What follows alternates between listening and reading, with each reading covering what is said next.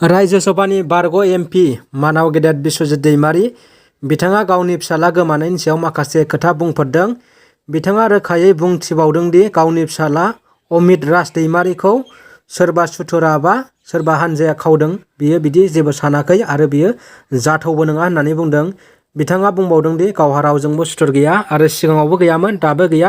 बे हिसाबै गावहा फोथायदों दि गावनि फिसालाखौ रावबो खावाखै, बियो बहाबा खारखोमा लांदों बायदि सन्देह खालामदों आरो खौरांगिरिनि सिगाङाव बिस्वजित दैमारीया माखासे गोनां बाथ्रा बुंथिदों।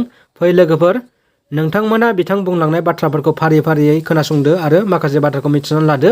बिथाङा खौरांगिरिनि सिगाङाव माखासे सैथो बाथ्राफोरखौ बुंथिदों आरो दासिमबो बिथांनि फिसाला अमित राज दैमारीखौ मोनथ'नाय जायाखै। लोगोसे पुलिसफोरा बे गोमानाय फरायसाखौ नागिरगासिनो दं होननानै बुंथिदों। नायलांदो लोगोफोर नोंथांमोन। ओमफ्राय वालखौ होनजोब्बाय जे नायजोबनानै वालखौ माने बारनाया सम्भब नङा।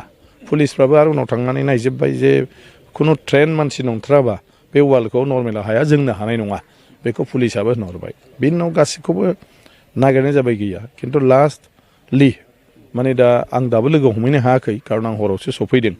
सानै बिनि लोगोआ सिखार जादों जाहैबाय जे बेखौ वाल बारनायाव बिसोरो सापर्ट खालामदों, माने बारहोहरदों आरोखि। बिनि उनाव बिसोरनि सिगाङाव बुंनाय मथेब्ला जे गाव न'आव फैगोन, न'आव फैनानै बिमानै सासे दं, बे जेखौ आं होनदों काजिन सिस्टार उदांस्रि बरगयारी, माने बेनाव फैसा लानानै गुवाहाटि थांगोन आङो, गुवाहाटिनिफ्राय आं दिल्ली थांगोन, बेबायदि लोगोफोरनि सिगाङाव रायलायदों जाहैदों आरोखि। दा बे हिसाबै मैयानिफ्राय जेसेबां दं खबर लानाय जाबाय, गासिबो लोगोफोरनि गार्जेनफोरनावबो खबर लानाय जाबाय। बेबायदि जेबो इनफरमेसन गैया, माने मोनाखै आरोखि। खिन्थु दा जेरैबायदि मानसिफ्रा सानदों, आंनि गोसोआ फोथाया जे बेखौ सोरबाया लांखारनाय मानाय माबा माबि, खारन आंनि बेक्तिगत जिबनाव बेबायदि जाथावा आरोखि। ओमफ्राय बे जिहेतु आंजों रायलायहरनायाव स्लाइट बा जेबो रिएक्सन देखायाखै, हयथ' हस्टेलाव बियो एसे माबा मोनसे खारनावनो होन बा गावनो गोसो बायदियानो होन, एसे हस्टेलाव माने बियो थानो बादों बा हस्टेलनिफ्राय ओंखारनो लुगैदों, बेबायदि मोनसे हयथ' जानांगौ। बेखौ आं दासो सानदों आरो। खिन्थु मैयानि रायलायनायाव बेहा बेबायदि जेबो रिएक्सन गैया, नर्मेलैनो दङमोन।